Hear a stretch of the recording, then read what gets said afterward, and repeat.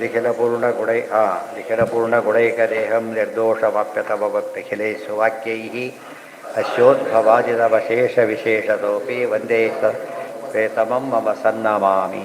ಈಗ ನಾರಾಯಣಂ ಗುಣೈಃ ಸರ್ವೈರುದೀರ್ಣಂ ದೋಷವರ್ಜಿತಂ ಜ್ಞೇಯಂ ಗಮ್ಯಂ ಗುರುಂಶ್ಚಾಪಿ ನತ್ವಾ ಸೂತ್ರಾರ್ಥಮುಚ್ಯತೆ. ಚೇತನಾಚೇತರ ಜಗನ್ನಿಯಂತ್ರೇ ಅಶೇಷ ಸಂವಿದೆ ನಮೋ ನಾರಾಯಣಾಯ ಸರ್ವಶಕ್ರಾದಿವಂದಿತ. ಈಗ 4ನೇ ಪಾದ ಎಷ್ಟಾಗಿತ್ತು ಅದರಲ್ಲಿ? 3ನೇ ಪಾದ. ಫಸ್ಟ್ ಏನು ಮಾಡಿದರು? ಭೂತಬಂಧವೇ ಸಂಸಾರ, ಸಾವು ಅಂದರೆ ಭೂತಬಂಧದ ಪರಿಹಾರ. ಆದ್ದರಿಂದ ನಿಮಗೆ ಮುಕ್ತಿ ಆಯ್ತಲ್ಲ, ಮತ್ತೆ ಯಾಕೆ ಅಂದರೆ ಅದಲ್ಲ ಅಂಥೇಳಿ. ಅಷ್ಟರಿಂದ ಭೂತಗಳು ಹೋಗೋದೇ ಇಲ್ಲ. ಏನಾಗುತ್ತದೆಲ್ಲ ಸೂಕ್ಷ್ಮ ರೂಪದಲ್ಲಿ ಹಾಗೇ ಇರುತ್ತೆ. ಸೂಕ್ಷ್ಮ ರೂಪದಲ್ಲಿ ಹಾಗೇ ಇರೋದ್ರಿಂದ ಮುಕ್ತಿ ಆಗಲಿಲ್ಲ ಅವನಿಗೆ. ಇತಿ ತು ಪಂಚಮ ಮುಂದೆ ಹೇಳ್ತಾರೆ. ಹಾಗಿದ್ದರೆ ಪಂಚಮ್ಯಾಮಾಹುತೌ ವಾಪಃ ಪುರುಷವಚಸೋ ಭವಂತಿ ಇತ್ಯತ್ರ ಭೂತಾನೀತಿ ಸಾಮಾನ್ಯ ಏನಿದೆ ಅದು?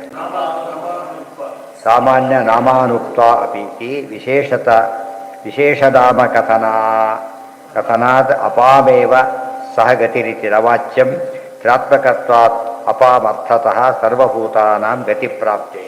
ಈ ಪಂಚಭೂತಗಳು ಹೋಗ್ತಾ ಇವೋ, ಕೆಲವು ಮಾತ್ರ ಹೋಗುತ್ತೋ ಅಂತ ಪ್ರಶ್ನೆ. ಬರೀ ನೀರು ಮಾತ್ರ ಹೋಗುತ್ತೆ ಅಂತ ಅರ್ಥ ಹಾಗೆ ಹೇಳಬಾರ್ದು. ತ್ರಿವೃತ್ತಿದು 3 ಸೇರೋದ್ರಿಂದ ಉಳಿದೆರಡು ಹೇಳೋದಿಲ್ಲ. ಯಾಕಂದರೆ ಕಾಣಿಸೋದಿಲ್ಲ. ಆಕಾಶವಾಯು ಅದು ತ್ರಿವೃತ್ಕರಣ ಅಂತ ಯಾತ ಕರೆದ.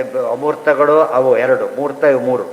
ಅದಕ್ಕೋಸ್ಕರ 3 ಸಮೇತ ಹೋಗ್ತಾನೆ ಹೊರತು ಅದೇ ಉಪಲಕ್ಷಣ ಅಂತ ಹೋಗ್ಬೇಕು ಹೊರತು ಅಷ್ಟೇ ಅಂತ ಅರ್ಥ ಅಲ್ಲ.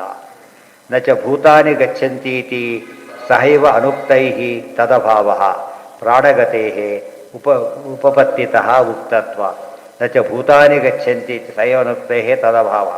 ಭೂತಗಳು ಹೋಗ್ತವೆ ಅಂತ ಹೇಳಿದ್ರಿಂದ ಇವನು ಹೋಗ್ತಾರೆ ಅಂತ ಯಾಕೆ ಅರ್ಥ ಮಾಡಬೇಕು? ಒಂದು ಪ್ರಾಣದೇವರು ಹೋಗ್ತಾ ಇರೋ ಪ್ರಶ್ನೆ ಒಂದು ಅಲ್ಲ.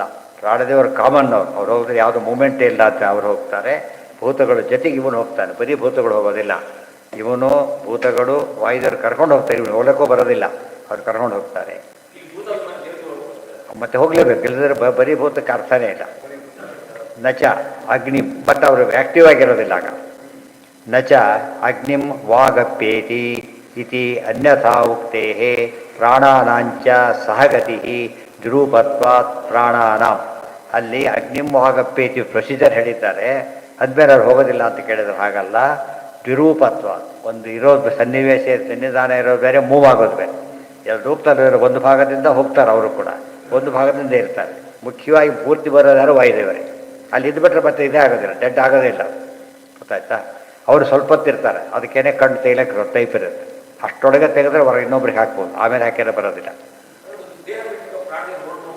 ಪ್ರಾಣದೇವ್ರು ಹೊರಟರು, ಸನ್ನಿಧಾನ ಇದೆ ಇನ್ನು ಸ್ವಲ್ಪ. ವೆರಿ ಸಿಂಪಲ್ ಅದು.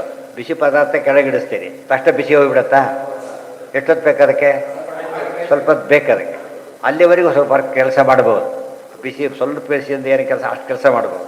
ಆಮೇಲೆ ಡೆಡ್ ಆದಮೇಲೆ ಏನು ಮಾಡೋಕ್ಕೆ ಬರೋದಿಲ್ಲ. ಅದು ಮುಟ್ಟಿದ್ರೆ ಸುಡುತ್ತಾ ಇಲ್ವಾ? ಅಗ್ನಿ ಮುಟ್ಟಿ ಸುಡುತ್ತೆ, ಇದು ಮುಟ್ಟಿದ್ರೆ ಸುಡುತ್ತೆ. ಅದೇ ಬಟ್ ಅಗ್ನಿ ಅಲ್ಲ ಅದು. ಈಗ ಅಗ್ನಿ ಅಲ್ಲ ಅದು, ಅಗ್ನಿ ಸನ್ನಿಧಾನ ಅಷ್ಟೇ.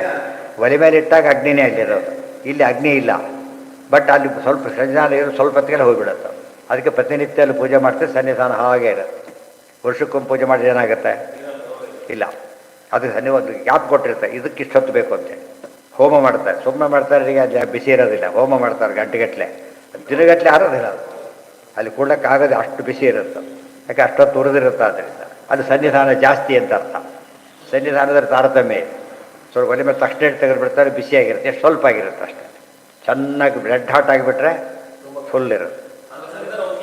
ಹಾಂ, ಅದು ಎಲ್ಲಿ? ದೇಹದಲ್ಲಿ ಒಂದು ಸಾಧ್ಯ ಒಂದು ಯಾಮ ಮ್ಯಾಕ್ಸಿಮಮ್ ಆಮೇಲೆ ಇರೋದಿಲ್ಲ.